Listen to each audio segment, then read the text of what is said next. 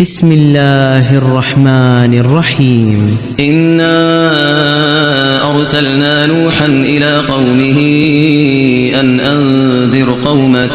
أنذر قومك من قبل أن يأتيهم عذاب أليم. قال يا قوم إني لكم نذير مبين أن اعبدوا الله واتقوه وأطيعون يغفر لكم من ذنوبكم ويؤخركم إلى أجل مسمى إن أجل الله إذا جاء لا يؤخر لو كنتم تعلمون.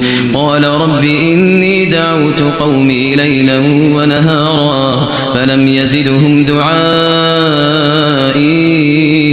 إلا فرارا وإني كلما دعوتهم لتغفر لهم جعلوا